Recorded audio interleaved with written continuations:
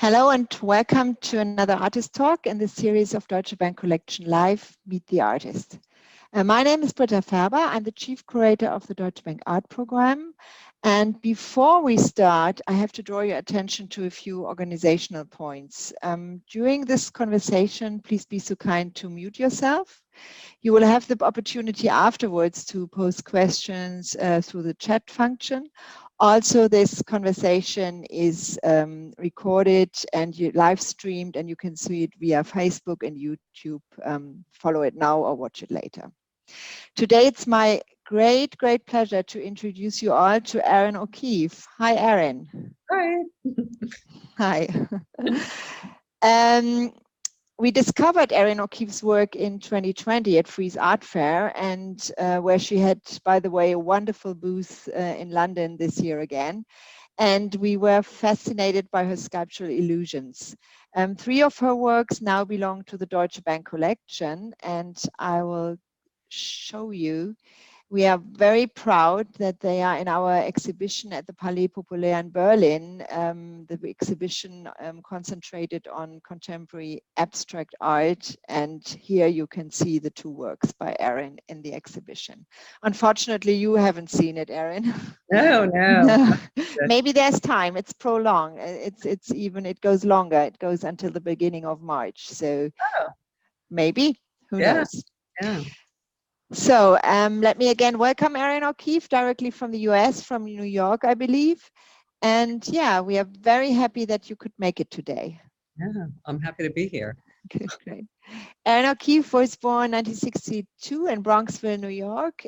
She received a Bachelor of Fine Arts from Cornell University and a Master of Architecture from Columbia University. She describes herself as a photographer and an architect, and her work is informed by both of these disciplines. She's based in New York City and New Brunswick, Canada. Her work has been presented in many museums, including the San Francisco MoMA, and private as well as corporate collections. Erin O'Keefe was awarded the 2019 NIFA Fellowship. This is the New York Foundation for the Arts in Photography. She's known for her colorful and vibrant geometric compositions that are often mistaken for paintings, but they are still life arrangement of plexiglass and board that she's created in her studio and then photographed. So hi again. So you are currently in your studio in New York, I guess? Yes, I am. As we can see in the background. Wonderful. And may I ask what you are currently working on? It's really just more the same, not the same, but just, a development of the work. So, I don't know. It's like, I'm just here working pretty much every day. And I would say that through the process of working, I discover things. So it doesn't really, there's no plan. Oh, okay. Do you know what I mean? It's sort of a process of discovery. So, yeah. A big project maybe coming up, something? I'm working towards an exhibition in Milan in end of March. So. Oh, great. Yeah. So that's currently what I'm working towards, but it's sort of seeing how the work evolves, I guess. But that's just around the corner, end of March. Yeah, it's very fast. Great. Good chance to go there, maybe. Yeah. Wow. So we can go into one of the slides already. When we look at your work, it's really unclear if we are looking at a painting or a photo. And I think on this work, Black Ribbon, we see it here very good, where this block comes, wooden blocks meet the surface. Yeah. Can you talk us through how you construct an image like this? Do you prepare all of the elements in advance? Do you have like a sketch before? Does it develop, as you are saying, you don't have a plan, it just develops? And this would be interesting. I would be curious. And I will jump where you are talking, I will jump a bit to the studio images you kindly gave us, which are beautiful, so that we can see a bit of your kind of material, so to say, your working tools, toolbox. I would say that with that image, with any image really, it's a kind of back and forth. So I had an idea that I wanted in that image, this idea of a kind of edge, that black edge, to be able to sort of almost float free of the rest of the elements, so that it started functioning in the image as something that wasn't really tethered. And so I had that as an idea in my mind without an idea about how I was going to actually execute that. So it was really kind of, I don't know, it's kind of trial and error, and then thinking about, the continuity of that mustard piece coming through the block by painting on it, and then having to correct for perspective with that painting on that front block. It's something that you're only going to see in the camera, right? So I work back and forth in front of the camera, and then I'll adjust something, I'll paint on something, and I'll move it back. So that's the process of making something like this. And it's really like, each time I do it, I see some other opportunity. And so, it is a pretty open-ended thing of kind of just back and forth. Yeah. And I think, in that one, it does kind of float away. Sorry. Yeah, and this is, I mean, here we see all your tools and all the materials, which, I mean, this looks like an artwork of its own right in a way. And there we can see, here this is already is a work, and you kind of, this, is it a postcard of a work, or is it something you reflect? Well, the way I work is just like, I'll shoot during the day, and then I'll go home and look at stuff on my computer, what I've done that day. And then if there's anything that's promising in that group of things that I did, then I'll print it out, and I have it as a kind of physical record, just at a small scale like that in the studio.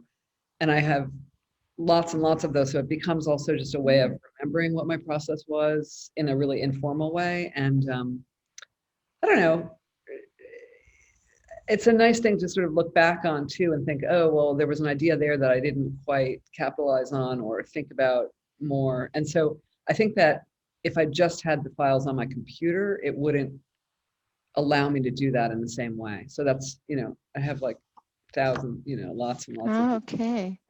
They're everywhere. So it's like notes in a way. It's like notes, and to remind you of certain things and certain ideas, and then to match it maybe, and to develop it further on. Interesting. Yeah, and so those things like don't necessarily become the final images, but they are. It is the same as keeping a notebook or a sketchbook. Okay. Yeah, in terms of the way it functions. Also in a photographic way. Okay. Yeah. Yeah, here we see how you stage it. This is when I look at it, I mean, it requires a lot of imagination to kind of pre-think how it will look like in a two-dimensional way, right? I mean, Yeah, there's less pre-thinking. It's more,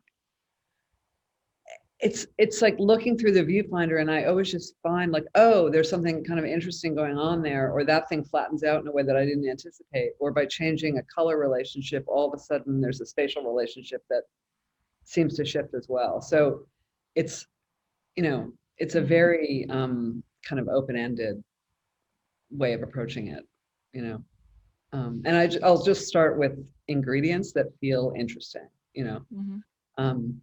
and that might have to do with color and form. Yeah. Yeah, here we can see it also, and I mean, there we can also see the camera here, and I found just the other day, and I told you before, I found this read this really interesting quote by the German photo artist Thomas Ruff, who said, "I could never have studied painting because I need the camera as a technical device between me and the world." Yeah. As said, your work looks like paintings, but you created them as you just described and then photographed them. Do you also need this device to create a distance to the actual world? And if so, why do you need it? I think I do. I think I'm always interested in kind of process, and the idea of a painting, in thinking about myself making a painting, is too open-ended. Like there's too few constraints, and so anything can happen.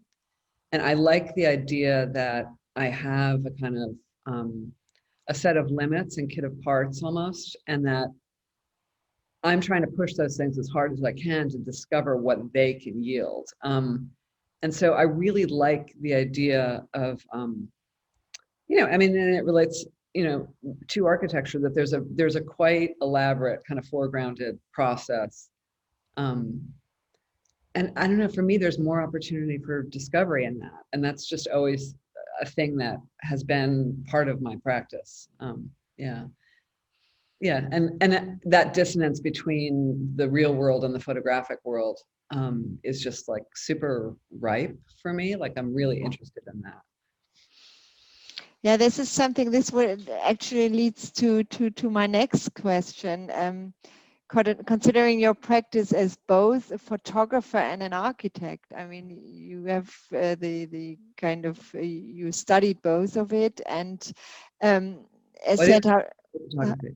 I never studied photography. Okay, sorry. You just learning by doing? Yes, exactly. Wow.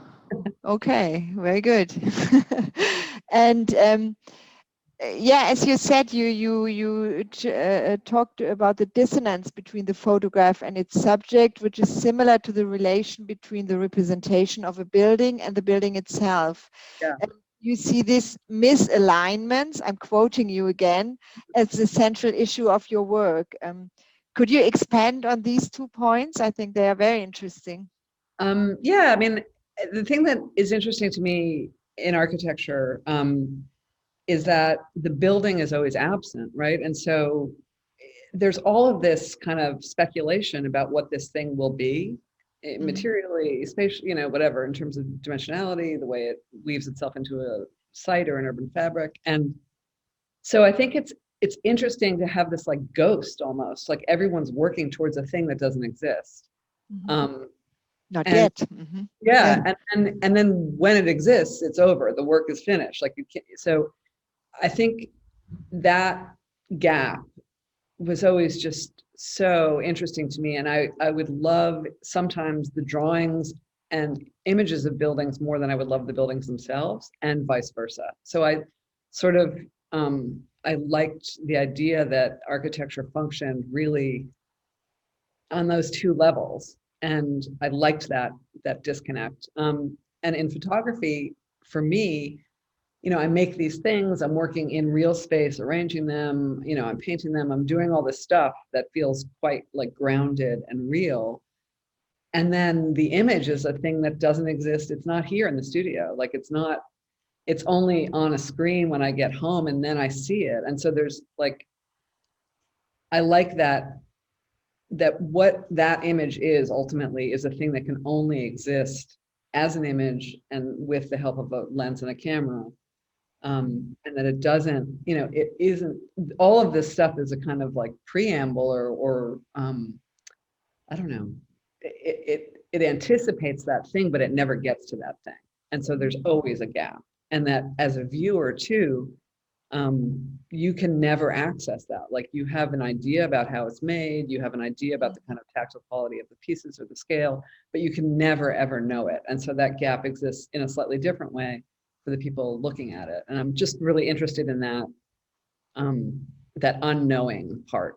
And that existed certainly in architecture and, in photography for me, the way I used it. Yeah. Oh, thank you. Yeah, and maybe a next point is about the scale. I mean, we can see it very, very good over here. I mean, you have in architecture, you really have these large scales. Oh, I'm completely. This is smart house. This is, by the way, smart architecture. Because when I don't move, the light turns off. So just a surprise. Okay. You have these. Why does it fascinate you to work in the small scale? Of course, it's much easier to manipulate it then. I mean, with architecture and buildings, you have these large scales, and everything is related to so many different processes, and of course to budget and to whatever, restrictions, and but why is it, what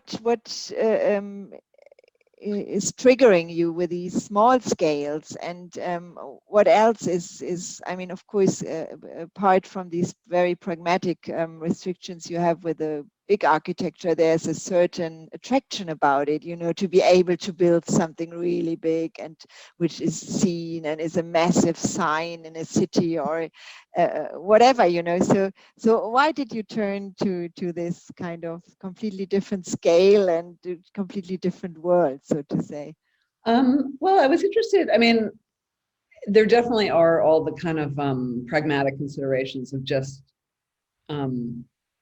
the scale of these things allows me to operate pretty like efficiently and try out ideas pretty kind of, I don't know, quickly, and it doesn't feel like a heavy process. And that was something I was really interested in.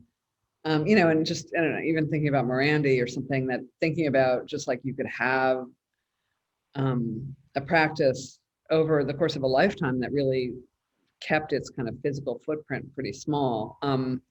And that in that you could really find, I don't know, maybe that scale, maybe the limit of that is something that actually enables you to find more stuff, if that makes sense. And I think that the other interesting thing to me about photography is that it doesn't have an inherent scale, right? I mean, so that was interesting, just thinking about drawings on the computer with architecture. It's like, I mean, when things were drawn by hand, the drawing had a scale as you were drawing it. When you're drawing it on the computer, all of a sudden scale becomes something that is a much more open-ended thing. And that is true also in photography, right? That I can make these things quite large. Ultimately, I can make them quite small. And so scale becomes almost another layer of, I don't know, of the building of an image. So it becomes almost like another piece that I'm playing around with, thinking about scale in relationship to the actual scale of the objects. Yeah, I'm thinking, I don't know, I like if you're making a painting, you're obviously starting with an idea of scale as you make the thing. Yeah. With photography, it's really something that comes for me later, thinking about how scale operates. Yeah. Interesting. Okay, understood. One further thing about these models, your work could also be exhibited as sculptures, couldn't they? And why is it so important to bring them into the two-dimensional form? And also, is it true that you discard the three-dimensional objects and models? And if so, why do you do that?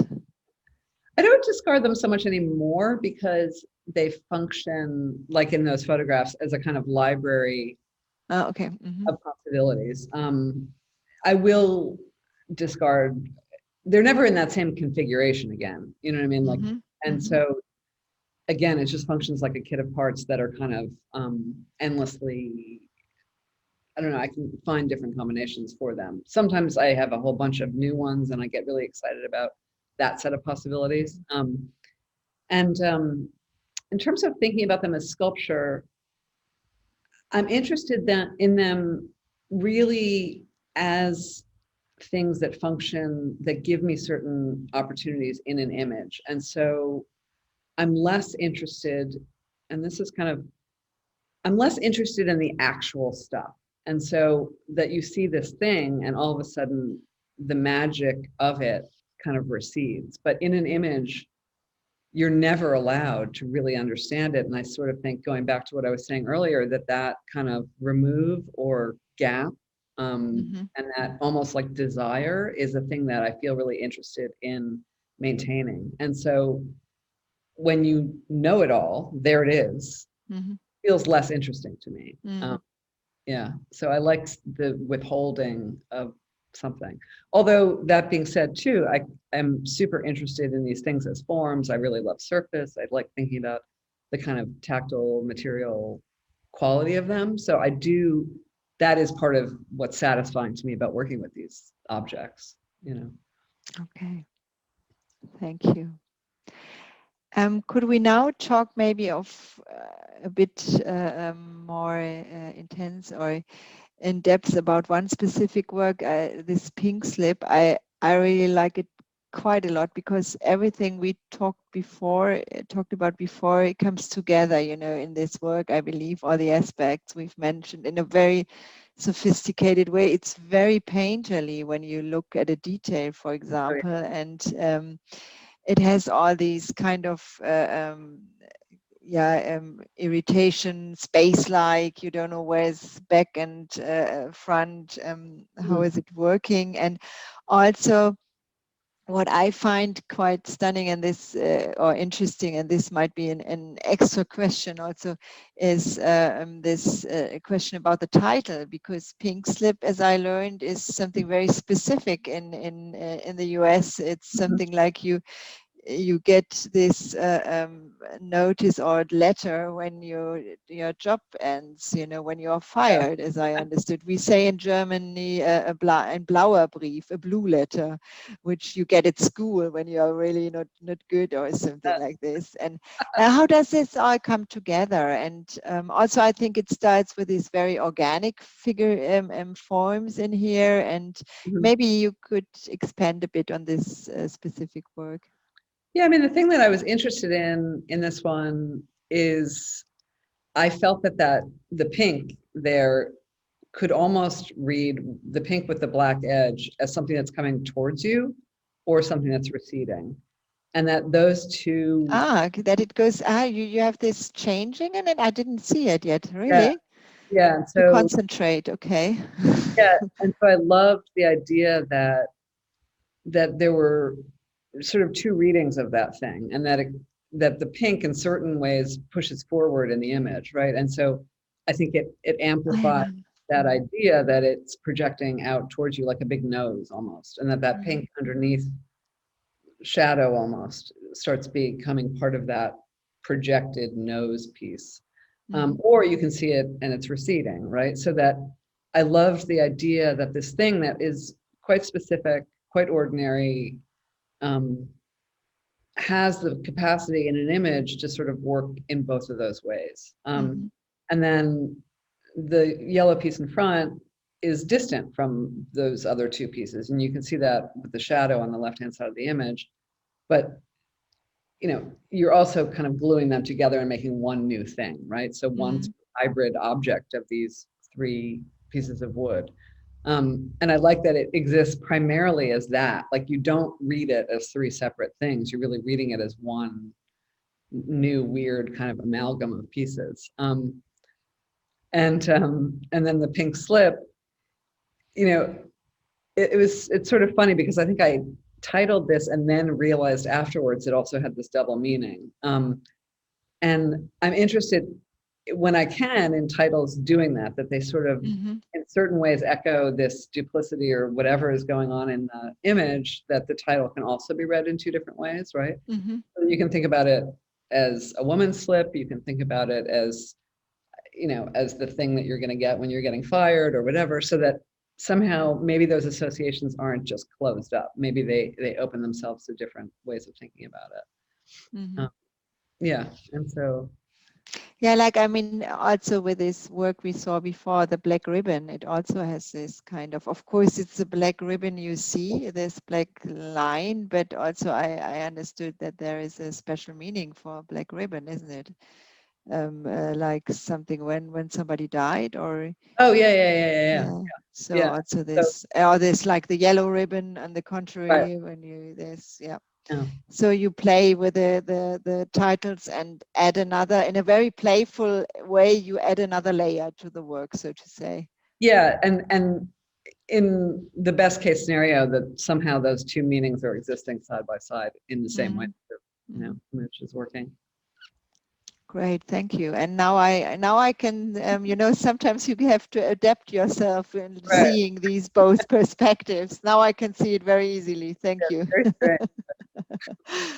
Good. So maybe this is something completely different, and it's we jump back now to earlier works, and you experimented with paper, and these are like three works, and where you just, I understood you photographed them you in a different, or you put the light you in a different way and different light sources, and they were shown in an exhibition titled Light Play in Moscow. And yeah, is there more than meets the eye in photography? I'm saying this because we had an exhibition once with this title, but I mean, is there more than meets the eye?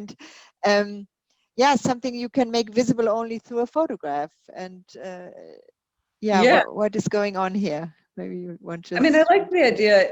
This was at a moment working in the studio where I wanted to see if I could keep my materials to the very, very, very most basic. And so I thought, what can I do with a piece of paper? And I liked the idea. I mean, this is paper that was painted with a kind of silver paint and then folded. And I like the idea that just, I mean, it's obvious, but just by moving the light around, the reading of that faceted plane is pretty different, right? So in the one on the far right, you get that like very illuminated sort of triangle to the right-hand side, then it moves to the upside, and then to the left side. So I think that it was just the beginning of trying to think about how objects interact with light and how that conversation between object and light gets sort of translated in a photograph, and kind of what was there for me in terms of trying to think about that. And I think that, you know, certainly those ideas are the kind of basis of most of the work that comes afterwards. Yeah. You added a few slides. I mean, this one, for example, this is something you added, and I was, yeah, they are called gold on top light or blue side light. Maybe you could explain a bit. I mean, it's quite obvious. I see something like James Turrell also in there, or of course Joseph Albers, and yeah. But what was this the start of everything? I think these are the earliest works, aren't they? We have in this presentation. Yeah, so this 100% was the start of everything. And okay. So I was a professor of architecture for many years. And so as part of that, I taught the Albers color theory. And then I got a sabbatical, and I was interested in sort of looking at that color theory in 3 dimensions. And so like what would happen if there was a kind of spatial component? And how would that work? How would it manifest itself? And so what I did was build this box. It's not all that deep. I think the whole thing is 40 inches deep. So each section is 20 inches, like the different colored sections. And I made them just thinking about, like, in these 2 images, for instance, the pink on the right-hand side is the same as that second layer on the left. Okay. So I had a kind of like limited palette of colors that I was using, and I really liked the way that the camera, like that back gold in the left-hand piece, really changes the color radically of that pink. And that gray in the foreground of that image is the same gray as on the right-hand side, close to the blue. And so I just really, it was a kind of color interaction in space, if that makes sense. So I was just interested in seeing also just like you can see these relationships in the photograph. You don't see them as clearly at all with your eye. Yeah. Okay. So I really loved that possibility, and just thinking about shadow, and yeah. And so this is really the beginning of thinking about it. And then we come to more. You gave, no, this is something we had, but it's also about the light and shadow. Whereas I have to say, I still don't understand this one on the left-hand side. Is it a kind of a photo, or is it really an installation? It looks like an installation. It's a photo also. Yeah, it's a photo, and it's a piece of mirror that had a square cut out of it. And so on the right-hand side, you're getting the shadow, and on the left-hand side, you're getting the reflection, right? So giving you, and I liked the idea of thinking about mirrors and thinking about, you know, plexiglass is giving you both the shadow and a reflection, that somehow you got a sort of, I don't know, the kind of collateral that comes with those objects. It's pretty interesting, I think. Yeah, and then it's something like here you kind of Yeah, those are bring just, this to another level. Just this looks like an experiment or just a sketch or something for yeah, further development, right? yeah, it was definitely. There's pieces of Nice. Good. crazy. And then color. Then we can see that you really bring color into it. And of course, yeah, color is key. And then we can see that the color palette gets richer in progress. And Yeah, in your yeah. working process, can you tell us a bit more about why did this happen, or what triggered you in this context? The color has been just sort of gradually getting richer and richer. Like in these plexiglass pieces, the limit I had was just that I could never go all that dark because the color needed, I needed to have transparency and translucency in order for the whole thing to work. And but somehow, then I guess moving from these pieces, which had the plexi, to the pieces that are made from wood, really enabled me to sort of think about color in a different way. Yeah, and so this, I was also limited just by what was available, like manufacturing. Okay. Yeah. And so now I have a much broader set of options in terms of thinking about color. I mean, there's certainly color mixing going on here, but And do you really search then for these materials to kind of get more colors? And where do I get this plexiglass from? And is there a yeah. special source? I mean, I know this, for Oh, example, absolutely. from photographers like Basim Makti we've been working with. He was always looking for this color analog Kodak film for something very special, and wherever he could get it. So is there something are you hunting these materials maybe? Oh, absolutely. When I was making this work, I was always, and that the sort of shadow that seems a little bit mottled on the back walls there, there's a shadow and a reflection. Like that is coming from this dichroate plexiglass, which is perpendicular to you. So you're just seeing the front edge of it and it's going back. Okay, yeah, which is right goes right into the corner. Yeah, yeah. And so, that has special qualities, that dichroate stuff. And so, I found one place that had it. And anyway, so there's quite a bit of looking around to sort of see, Yeah, and it what. opens up new opportunities Oh, then. If you absolutely. find something new, you can Yeah. start something great. Okay. Good. Yeah, we can see it gets even more elaborate, but now it's already 2017, it's a big jump. But the corner seems to be interesting for you as well, doesn't it? Yeah, particularly in these plexi pieces, because it enabled me, as I said, to get the kind of shadow and the reflection simultaneously, right? So this was a yellow mirror, and it just had those two triangles taken out of it, and then you're getting the reflection and shadow, and you're never seeing the mirror. You're only seeing the kind of like. Yeah, there's a mirror. It's in the middle. You also one who. Yeah. Right. Okay. So you're seeing it perpendicular, but the way that this is lit from the side, you're getting the shadow on one side and the reflection on the other side. And so I love that it's the collateral of that object without the object, if that makes sense. Yeah. Yeah. Wow. Yeah, this is interesting. This is something you gave us because here you can really see the construction. It's like a three-dimensional collage. It doesn't have this miracle behind. This is very open, I would say. Yeah. Why did you choose it, or why did you want to show it? I was interested in this work. It's called Book of Days. I was thinking about Cubist space, thinking about what Cubism does to the picture plane, what Cubism does to the way that thinking about the way we see. And I was just interested in trying to make an image where it does have that, I don't know, sense of specificity, gravity. You understand it, you see it, the material of this thing. All of that kind of withholding is a little bit less there, as you said, but that somehow you can't quite trace the whole thing. Somehow it falls apart a little bit. And so it feels really, really known and understandable. And then all of a sudden there are moments it falls apart. And I just love that kind of tension. Yeah. And I think it's sort of, maybe this work gets most directly at sort of an interest in painting, in cubism and thinking about Yeah, translation. also expressionist architecture in a way, Yeah. these buildings falling on top of, or these perspectives falling together and all of this. Yeah. Yeah.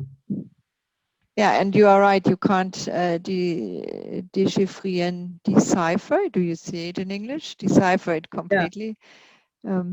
Yeah. Something is great. I always want there to be some kind of contradiction that's almost built in. Good. You put this one, which is also, it has this there where you start with these curves in a way, don't you? Yeah, and that this work was kind of part of the early thinking about, using wood and kind of eliminating in all those plexiglass pieces in particular. I just had the reflectivity and the kind of color through that mechanism, and I liked the idea that I was like, using the wood, I really only had the thing and its shadow, and that was what I could deal with, or no shadow, just the thing and its kind of color and surface. And so I liked thinking about, could there be ambiguity and multiple readings in an image when the kind of criteria or materials to make that thing were so limited. So this was kind of beginning of that. Great, thank you. Now, I'm just, okay, this one, we were talking before in a way. I think this is, I had the impression it's one of the newest works, or it is the newest work again, like from this year. And I really had the impression you are kind of going towards a kind of a figuration, because even without the title, I see a figure walking down the stairs, like Marcel Duchamp, yes. And with these organic shapes we saw earlier on, but this gets really in a way very figurative. And I was just wondering if or the links to recognizable objects or figures become more direct. Is this a path you are walking on, or you are following, or is it just, as you said in the beginning, there's no plan, it's just happening? I mean, it's happening. I think that, we had spoken before the presentation. I mean, I'm interested in just the way that the curvilinear shapes that are connected with the human body, shapes that are connected with, even flora and just sort of the natural world can come into these images, and that it isn't just a strictly orthogonal thing. And I liked thinking about architecture when that happens there, and sort of, I don't know, I mean, it really started even just like looking at the profiles of classical moldings and thinking about those beautiful curves and their relationship to, leaves and people's bodies and whatever, and just like that could become part of this dialogue. And then in this image, for instance, there's a kind of trompe-l'oeil painting that happens on the edges of the wood, right? Where that orange paint sort of almost amplifies this idea of a shadow, or it maybe further confuses the idea of where that thing actually is in space and how it relates. Sometimes I see even that blue projecting towards me, and that functioning as an opening where you're seeing that the aquamarine and the blue in depth. But I think that, so all of those ideas are still there that were present earlier on, but I think that this idea of a kind of like a body, or I don't know, or just like we live in a world that's mostly non-orthogonal if we were living in the natural world, right? And so all of that stuff can kind of come in, I think. And I'm enjoying thinking about it too, how that works. Yeah, and I didn't, I mean, what you were explaining before, it's a connection to architecture as well, which I didn't see before. Yeah, totally. That's a good. Let's jump through. This is kind of really peculiar. I really liked it because it's also so special. And then game day, it also opens up so many associations. And when we come to the next slide, maybe, of course, you can relate it to the Oh, Kiriko in a way. And then I saw, we have all the artists, or kind of not all, but a few kind of relations or links. And I also saw, which I found quite interesting in this object, I saw the late Malevich in a way, and in these kind of objects. And then before. Oop. Ooh, somehow, can you hear me? You dropped out. Oop. Hello? Oop.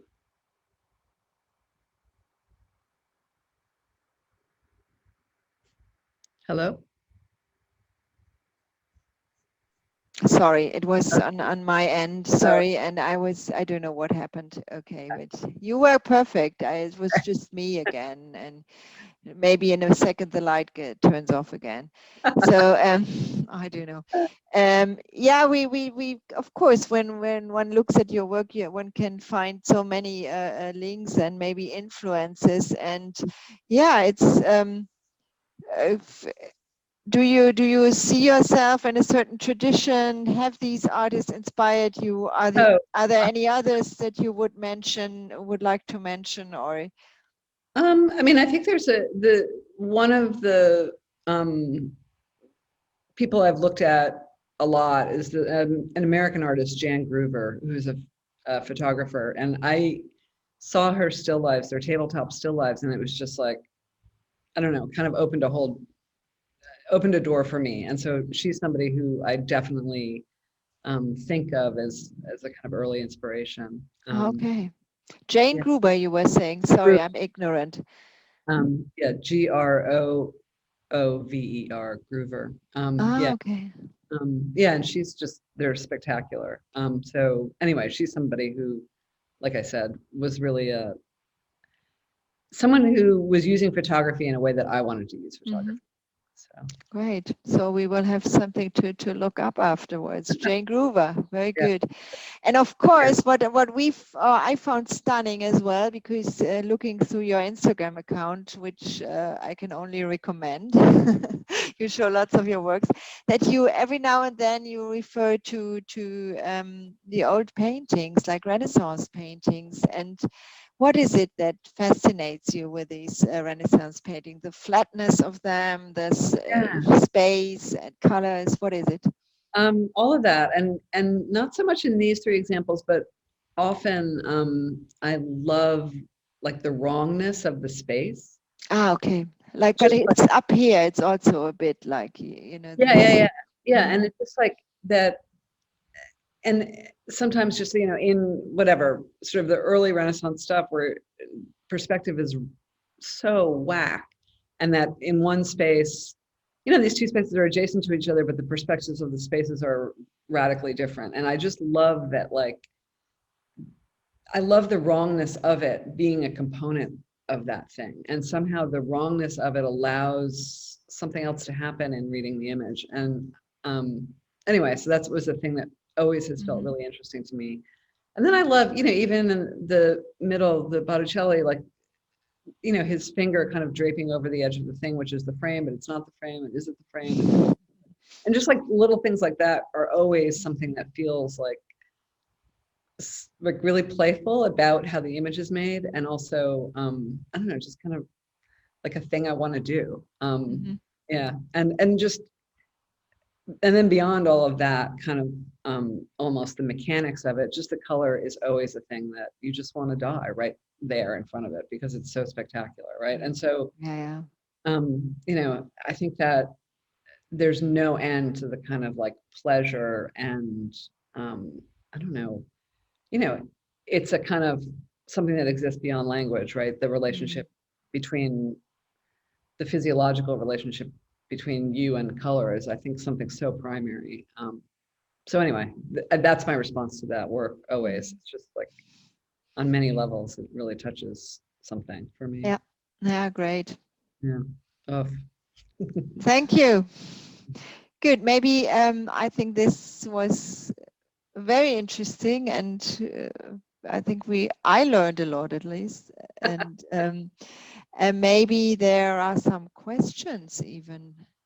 Are there any questions?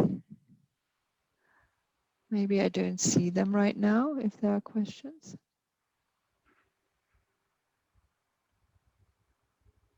Good or not good? Don't know, I don't know. Okay, so, but maybe we can, I would have a last question. Okay, we talked what you are working, what your future project you said about, told us about an exhibition in Milan, but on a different level, what would you like to achieve with your art? A very big question. What are your dreams and hopes, and what would you really love to achieve? I mean, For yourself or for the public or society, maybe, I don't know. my dream on a personal level is just that I can continue, feeling as excited as I feel about the work that I'm making. And like, there's a lot of, I don't know, I have a lot of pleasure in doing it. And every day feels, or the good days at any rate, feel like a discovery. And so I feel really just super privileged to be able to do that. And so that's one of my personal wishes anyway, is to keep doing that. And then my hope is too, just to make work that feels interesting enough to people that it rewards the time that they spend looking at it, and that it is part of a kind of conversation of contemporary art. I mean, I want to make work that feels like it's relevant for right now. And yeah, and so, I think for me, continuing to open questions in the work about photography, how it functions, about how we see the world, maybe those things start kind of amplifying and, connecting with bigger issues. Yeah. Great. Thank you. Thanks a lot. Thank you for that. Yeah. Okay.